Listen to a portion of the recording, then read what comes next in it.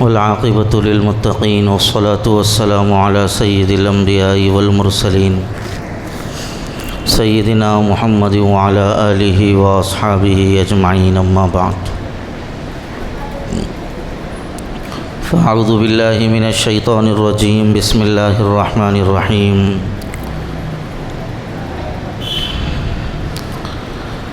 يا أيها الذين آمنوا لا يسخر قوم من قوم عسى أن يكونوا خيرا منهم ولا نساء من نساء عسى أن يكن خيرا منهن ولا تلمزوا أنفسكم ولا تنابزوا بالألقاب بئس الاسم الفسوق بعد الإيمان ومن لم يتب فأولئك هم الظالمون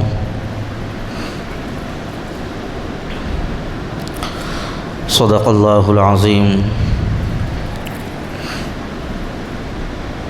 اللہم صلی وسلم وبارک علی سیدنا محمد وعلی آلہ وصحبہ اجمعین۔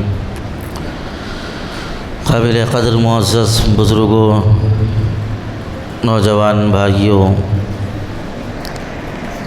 انسان کی زندگی کے دو رخ ہیں، ایک اس کی انفرادی زندگی ہے اور ایک اس کی اجتماعی زندگی ہے۔ انفرادی زندگی میں انسان اپنی مرضی کے مطابق جو چاہے کر سکتا ہے، اس لیے کہ اس کو کرنا صرف اپنی ذات کے لیے ہے۔ جو چاہے کھا سکتا ہے، جو چاہے پی سکتا ہے، جو چاہے پہن سکتا ہے، جہاں چاہے جا سکتا ہے، اس لیے کہ وہ اس وقت تنہا ہے۔ اور انسان کی زندگی کا ایک دوسرا پہلو ہے، وہ ہے اجتماعی زندگی۔ اجتماعی زندگی کا مطلب ہے کہ چار لوگوں کے درمیان رہ کر زندگی گزارے۔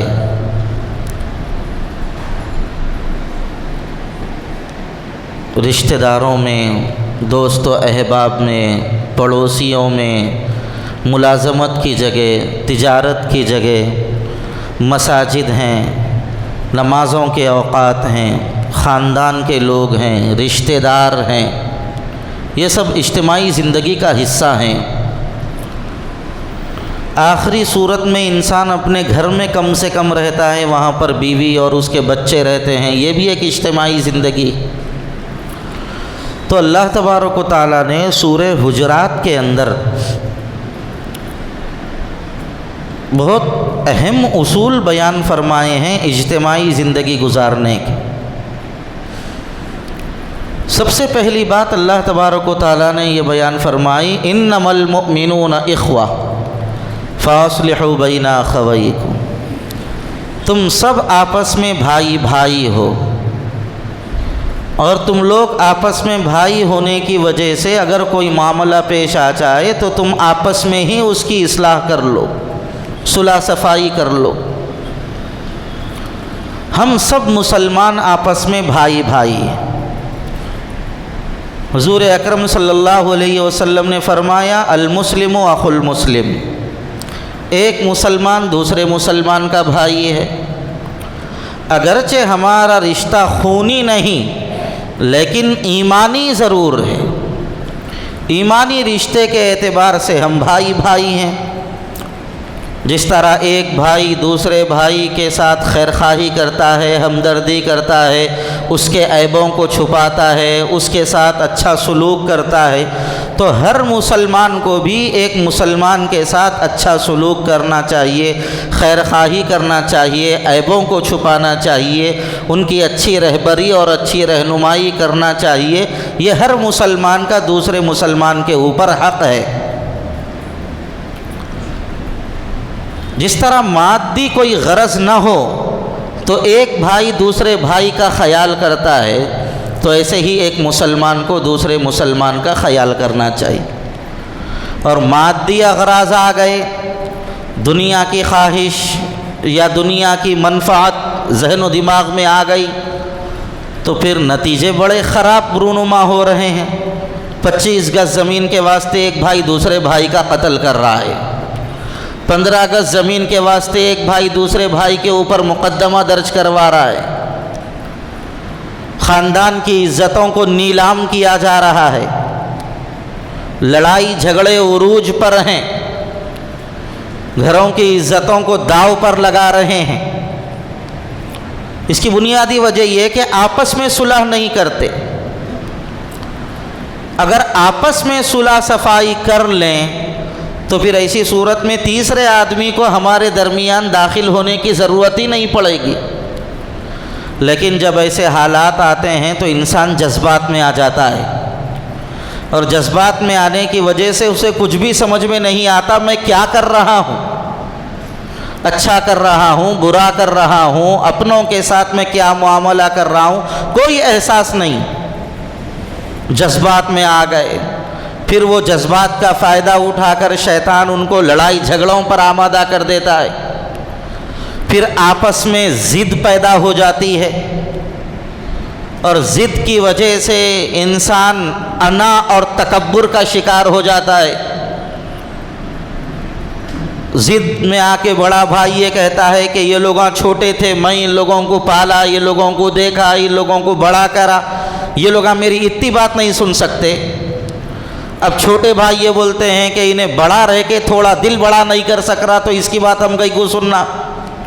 ज़िद आ जाती है, ज़िद के नतीजे में अना का मरज़ पैदा हो जाता है, और जब अना आ गई तो फ़ना होने में देर नहीं लगती। हर अना का नतीजा फ़ना है।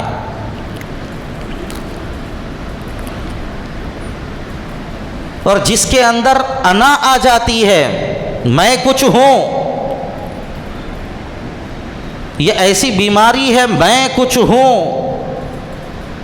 इंसान को तबाही के दहाने पर ले जाके छोड़ देती है। कोई इल्म की वजह से समझ रहा है मैं कुछ हूँ, कोई अमल की वजह से समझ रहा है मैं कुछ हूँ, कोई ओहदों की वजह से समझ रहा है मैं कुछ हूँ, कोई जायदाद की वजह से समझ रहा है मैं कुछ हूँ, कोई किसी कमेटी का सदर बन गया, रुकन बन गया, उसको पैदा हो गया ये मरज़ मैं कुछ हूँ। ये मैं कुछ हूँ, ये ऐसा मरज़ है जो इंसान को पूरी की पूरी तबाही पर ही ले जाकर छोड़ता है। कुरान में अल्लाह तबारक व तआला ने इस मरज़ के ख़ात्मे के लिए ऐसी मिसाल दी कि देखो मैं कुछ हूँ मत समझो, तुम्हारी पैदाइश तो हमने एक ऐसे नापाक कतरे से की है कि अगर वो कतरा तुम्हारे बदन से खारिज हो जाए तो तुम्हारा पूरा बदन तक नापाक हो जाता है। तुम नमाज पढ़ने के काबिल नहीं रहते, अल्लाह का जिक्र करने के काबिल नहीं रहते, तुम्हारे ऊपर गुस्ल वाजिब हो जाएगा। ऐसे नापाक कतरे से तुम पैदा हुए, उसके बावजूद मैं कुछ हूँ, ये तो बेवकूफ़ी के सिवा कुछ भी नहीं है। इसलिए बुज़ुर्गों ने एक तालीम दी और सिखाया कि 15 दिन में एक मर्तबा, महीने में एक मर्तबा इंसान तन्हाई में बैठे और अपने दिल की जानिब ज़रा मुतवज्जे हो और अपनी ज़ुबान से ख़ुद अपने आप को कहे तू क्या था, तेरा कोई वजूद नहीं था, अल्लाह ताला ने एक नापाक कतरे से तुझे वजूद बख्शा। जब तू पैदा हुआ तो बिल्कुल कमज़ोर था, तेरे माँ बाप ने तेरी परवरिश की, फिर अल्लाह ताला ने तुझे क़ुव्वत अता की, ज़हन व दिमाग दिया, फिर थोड़ी सलाहियत आ गई, तू अपने आप को क्या समझ रहा है? क्या तुझे मरना नहीं है? क्या तुझे मनोमन मिट्टी के नीचे दबना नहीं है? क्या तुझे कब्र में जाना नहीं है? क्या तुझे मैदान महशर में अपने रब के सामने खड़ा होना नहीं है? क्या तुझे अपने आमाल का हिसाब व किताब देना नहीं है? क्या तुझे मैदान महशर में 2 रास्तों का सामना करना नहीं है? अगर तेरे आमाल अच्छे होंगे तो जन्नत तेरा इस्तकबाल करेगी, और अगर तेरे आमाल ख़राब होंगे तो तेरे लिए बड़ा ख़तरनाक रास्ता जहन्नम का है। तुझे कहाँ जाना चाहिए था, तू कहाँ जा रहा है? तेरे इस अना के मरज़ ने तुझे कहाँ तक पहुँचा दिया है? अपने आप से कहने के लिए बुज़ुर्गान दीन ये फरमाते हैं, اور جو بندہ اس کی پریکٹس کرتا ہے اور اس کی مشق کرتا ہے، رفتہ رفتہ اس کے اندر سے انا کا مرض ختم ہو جاتا ہے۔ اور جس کو انا کا مرض لاحق ہو جاتا ہے وہ پاتا کم ہے، کھوتا زیادہ ہے۔ میں کچھ ہوں، یہ جو بیماری کسی کو لاحق ہو گئی تو ایسا انسان پاتا کم ہے، گنواتا زیادہ ہے، اور اس کو احساس بھی نہیں ہوتا میں کیا کیا گنوا رہا ہوں۔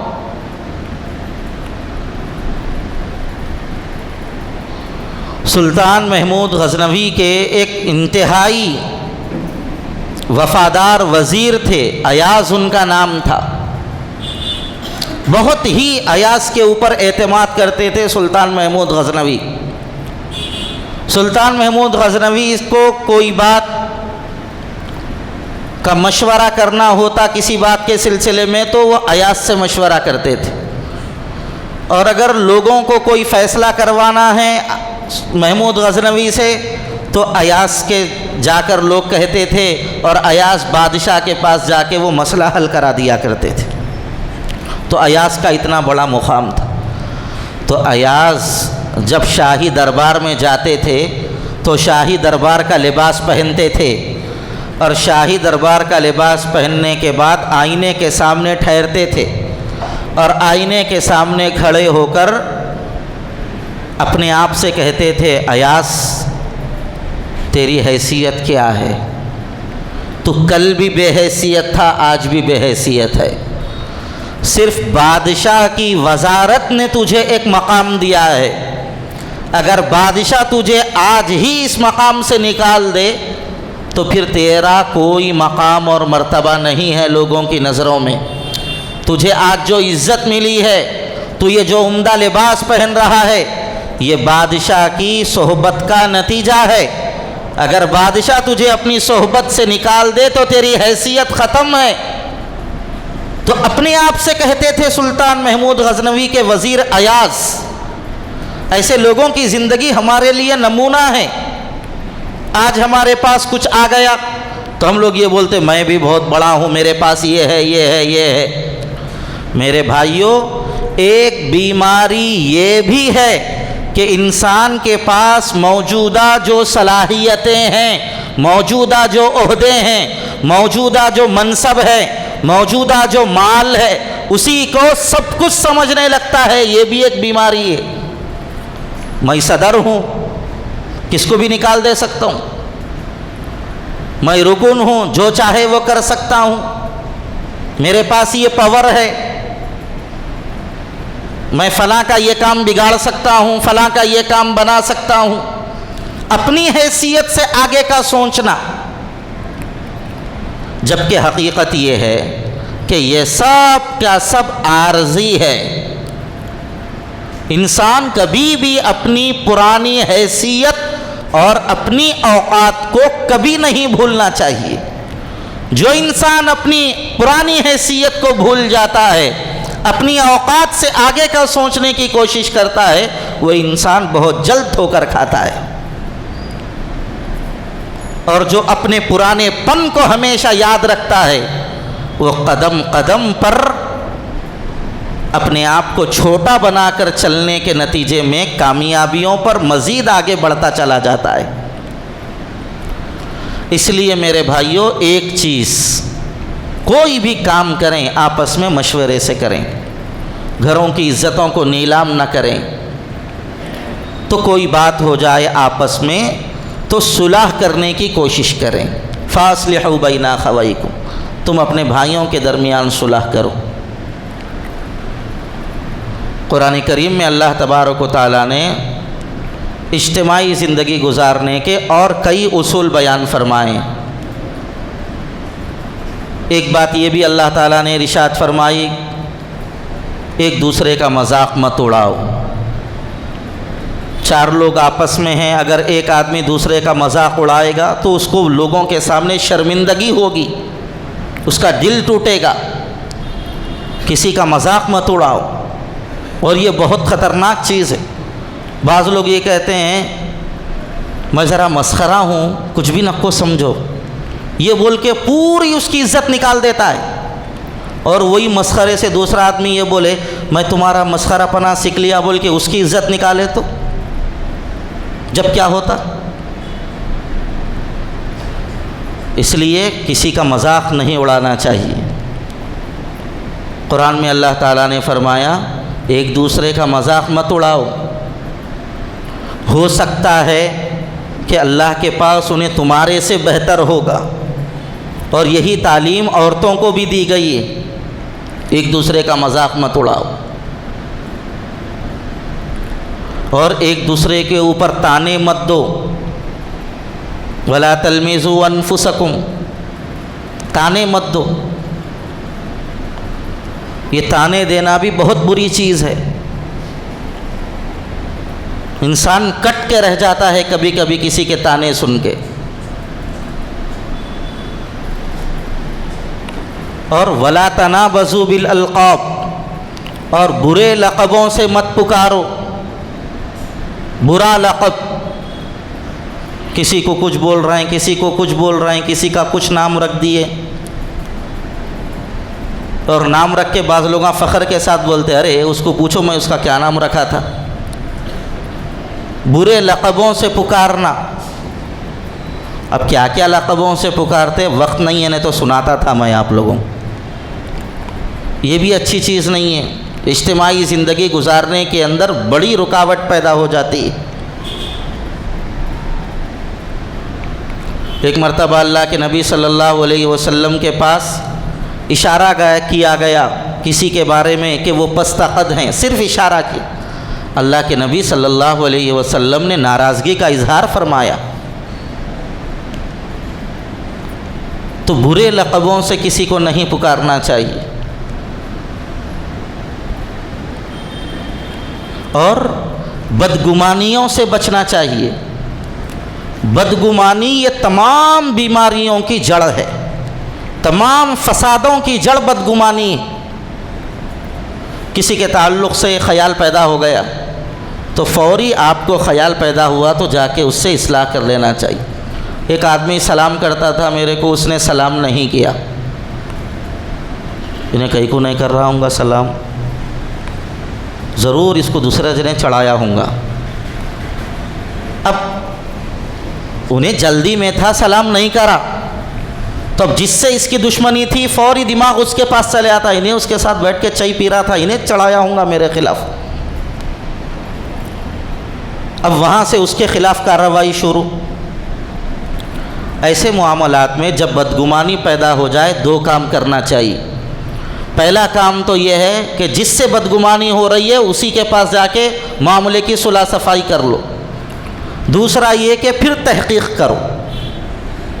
حضرت جویریہ بنت حارث رضی اللہ عنہا سرکار دو عالم صلی اللہ علیہ وسلم کی زوجہ مطہرہ تھیں، سرکار دو عالم صلی اللہ علیہ وسلم کی بیوی تھی۔ ان کے والد حضرت حارث بن زرار ایک مرتبہ بارگاہ رسالت میں آپ صلی اللہ علیہ وسلم میں حاضر ہوئے، اور حاضر ہو کر جب ملاقات کی تو سرکار نے ان کے سامنے اسلام کو پیش کیا۔ انہوں نے حضور کی دعوت کو قبول کر لیا، مسلمان ہو گئے، اور سرکار کے سامنے زکوٰۃ دینے کا وعدہ انہوں نے کر لیا، اب میں مسلمان ہو گیا ہوں، انشاءاللہ ہر سال زکوٰۃ دوں گا۔ اس کے بعد انہوں نے کہا اللہ کے نبی میں اپنی قوم میں جاؤں گا، یہ قبیلہ بنو مستلق کے رئیس تھے، سردار تھے، تو انہوں نے کہا کہ میں اپنی قوم اور اپنے قبیلے میں جاؤں گا بنو مستلق میں، اور جا کر یہ آپ کی ایمان کی دعوت ان لوگوں کے سامنے پیش کروں گا، اور مجھے یقین ہے پورے قبیلے والے میری دعوت کو قبول کر لیں گے اور مسلمان ہو جائیں گے۔ میں ان کے سامنے زکوٰۃ دینے کی بات رکھوں گا تو مجھے یقین ہے وہ لوگ زکوٰۃ بھی دیں گے۔ آپ کیا کیجئے، فلاں مہینے کی فلاں تاریخ کو ایک قاصد کو ہمارے پاس بھیج دیجئے، وہ آئیں گے تو ہم ہماری جمع کی ہوئی پوری زکوٰۃ کی رقم ان کو دے دیں گے، اور وہ زکوٰۃ کی رقم وہ لے کر آپ کے پاس آ جائیں گے۔ مہینہ اور تاریخ طے ہو گئی، اور یہ چلے گئے اپنے قبیلے میں، وہاں جا کر انہوں نے اسلام کی دعوت دی، لوگ مسلمان ہو گئے، زکوٰۃ بھی دینے کے لیے آمادہ ہو گئے، زکوٰۃ دے دی لوگوں نے، وہ تاریخ آ گئی، لیکن قاصد کوئی نہیں آیا اللہ کے نبی صلی اللہ علیہ وسلم کی طرف سے۔ کچھ دن گزرے تو ان کو خیال یہ پیدا ہوا کہ ہو سکتا ہے ہماری کسی بات سے اللہ کے نبی ناراض ہوں گے، اس وجہ سے سرکار نے قاصد نہیں بھیجا ہے، بدگمانی پیدا ہو گئی۔ تو اس کے بعد انہوں نے اپنے کچھ سرداروں سے مشورہ کیا تو یہ بات طے ہوئی کہ ہم لوگوں کو حضور کی خدمت میں جانا چاہیے۔ ادھر اللہ کے نبی صلی اللہ علیہ وسلم نے حضرت ولید کو قاصد بنا کر روانہ کر دیا تھا کہ تم قبیلے بنو مستلق میں جاؤ اور جا کے لوگوں کی زکوٰۃ وصول کر کے لاؤ۔ حضرت خالد ابن ولید نکلے تو قبیلے بنو مستلق کے اندر یہ بات مشہور ہو گئی کہ اللہ کے نبی کی جانب سے قاصد آ رہے ہیں زکوٰۃ وصول کرنے کے لیے، ہم ان کو اپنی زکوٰۃ دے دیں گے۔ تو چونکہ اللہ کے نبی کے طرف سے آ رہے ہیں تو لوگ ان کا استقبال کرنے کے لیے شہر کے باہر نکلے کہ اللہ کے نبی کے قاصد کا بڑا زبردست ہم استقبال کریں گے۔ یہ سوچ کے باہر نکلے تو ادھر حضرت ولید کو معلوم ہوا کہ لوگ پورا شہر کے باہر آ کر جمع ہو گئے ہیں۔ تو ان کے دل میں یہ خیال پیدا ہوا کہ ان لوگوں سے میری پرانی دشمنی ہے، یہ لوگ میرے کو مارنے کے واسطے شہر کے باہر آ گئے۔ واپس آ گئے اللہ کے رسول کے پاس اور آ کر اللہ کے رسول صلی اللہ علیہ وسلم سے عرض کیا، یا رسول اللہ میں تو گیا تھا لیکن وہ لوگ پورے شہر کے باہر مجھے قتل کرنے کے لیے جمع ہو گئے، لہٰذا میں واپس آ گیا۔ ہم لوگ رہتے تو کیا کرتے تھے؟ تیرے کو مارنے کے بارے میں سوچے، پہلوانوں کو بھیجو، پوروں کو کاٹ ڈالو۔ اللہ کے رسول صلی اللہ علیہ وسلم نے امت کو سلیقہ سکھایا زندگی گزارنے کا۔ سرکار دو عالم صلی اللہ علیہ وسلم نے حضرت خالد ابن ولید رضی اللہ تعالیٰ عنہ کو بلایا اور حضرت خالد ابن ولید سے فرمایا، خالد تم جاؤ اور پہلے پوری تحقیق کرو، پھر اس کے بعد حالات جیسے ہیں اس کے مطابق عمل کرو۔ ادھر سے حضرت خالد ابن ولید رضی اللہ تعالیٰ عنہ نکلے، مدینے سے تھوڑا باہر گئے تھے، ادھر سے حضرت حارث ابن زرار آ رہے ہیں، قبیلے بنو مستلق کے سردار ہیں۔ تو حضرت خالد بن ولید نے ان سے پوچھا، ارے تم لوگ کہاں جا رہے ہو؟ تو انہوں نے کہا ہم اللہ کے نبی کے پاس جا رہے ہیں۔ انہوں نے پوچھا خالد تم کہاں جا رہے ہو؟ انہوں نے کہا ہم تمہارے قبیلے میں جا رہے ہیں زکوٰۃ وصول کرنے کے لیے۔ تو انہوں نے کہا کہ ہم تو راستہ دیکھ دیکھ کے تمہاری جانب سے کوئی قاصد نہیں آیا تو ہم آ رہے ہیں۔ تو ادھر حضرت خالد ابن ولید نے کہا قاصد گیا تھا، تم لوگوں نے قتل کرنے کے لیے پورے لوگ جمع ہو کر قتل کرنے کا ارادہ کر لیا، لہذا قاصد واپس آ گیا۔ دونوں بولے ارے بھائی کوئی قاصد آیا ہی نہیں۔ تو انہوں بولے بھائی اللہ کے نبی ناراض ہے نہیں، چلو جائیں گے۔ پھر اللہ کے رسول صلی اللہ علیہ وسلم کے پاس آئے تو سارا معاملہ حل ہو گیا۔ آپ اندازہ لگائیے اگر اللہ کے نبی کی دور اندیشی نہ ہوتی تو کتنی بڑی جنگ چڑھ جاتی، اور یہ ساری کی ساری جنگ بدگمانی کی بنیاد پہ۔ اس لیے قرآن میں فرمایا اللہ تعالیٰ نے بدگمانیوں سے بچو۔ آیت شریفہ نازل ہوئی، ساس گھر میں بیمار ہے، بہو چائے بنا کے لے کے گئے، ساس طبیعت کے خراب ہونے کی وجہ سے یا پینا دل نہیں بولا تو بہو کو بولے جاؤ جی اماں میں نے پیتی ہوں چائے۔ بہو چائے اٹھا کے باہر نکل رہے تھے، ذرا دور سے ہوا آئی، دروازہ ذرا زور سے بند ہو گیا، آواز آ گئی۔ اب گھر میں آدمی آتے ہی بیگم پہلے بول رہے تمہاری امی کیا کرے معلوم، میں اتنی محنت سے چائے بنا کے لے کے گئے تو جھڑکی دے کے بولے جاؤ چائے نہیں پیتی ہوں، بولے میں پاگل ہوں چائے بنا کے لے کے جانے والی۔ اور ادھر بچہ جا کے اماں کنے بیٹھتے ہی تیری جورو کیا کری معلوم، کیا کری میں چائے نہیں پیتی ہوں، بولے تو اتنی زور سے دروازہ بند کری باہر تک آواز چلے گئی، یہ طریقہ ہے تیری جورو کا؟ اگر انہیں بیگم کی طرف جھکے ہوا رہا تو اماں کو نوازنا شروع کر دیتا، اور اگر اماں کی طرف جھکے ہوا رہا تو بیگم کو بولتا رہنا ہے تے کو نہیں رہنا ہے۔ اسی لیے قرآن میں فرمایا بدگمانیوں سے بچو۔ ساس کے تعلق سے یہاں بہو بدگمان ہو گئی، بہو کے تعلق سے ساس بدگمان ہو گئی، حالانکہ ساس میں بھی کوئی قصور نہیں ہے، بہو کا بھی کوئی قصور نہیں ہے۔ اس لیے اجتماعی زندگی گزارنے کے طریقے قرآن کریم میں اللہ تعالیٰ نے جو بیان فرمائے ہیں اسی انداز سے چاہے ہم کام کرنے کی جگہ ہو، چاہے ہماری تجارت کی جگہ ہو، چاہے ہمارے گھر ہوں، یہ جو اصول اللہ تعالیٰ نے بیان فرمائے ہیں اس کے مطابق زندگی گزارنے کی کوشش کریں۔ اور آخری بات یہ ہے، کسی کی ٹوہ میں نہ رہیں، انہیں کیا کر رہا، انہیں کیا کھا رہا، انہیں کیا کر رہا۔ گھر میں دو بھائیاں مل کے ہے تو بڑا بھائی کیا پرنیاں لے کے جا رہا، خالی زورو کچھ کھلا رہا، دیکھو لا کے، اماں کو نہیں پوچھ رہا، یہ سب ہماں کو ضرورت نہیں، انہیں کیا پہن رہا، انہیں کیا اوڑھ رہا، انہیں کدھر جا رہا، انہیں کیا کر رہا، ضرورت نہیں ہے ہم لوگوں کو اس چیز کی۔ قرآن میں اللہ تعالیٰ نے اس سے منع فرمایا ہے۔ بہرحال یہ کچھ بنیادی اصول تھے زندگی گزارنے کے، یہ اصول سب کے لیے ہیں، ہر شخص کے لیے ہیں، ہر میدان کے لیے ہیں۔ اللہ تعالیٰ کاش کہ ہم لوگوں کو عمل کی توفیق عطا فرمائے۔ وآخر دعوانا ان الحمد للہ رب العالمین۔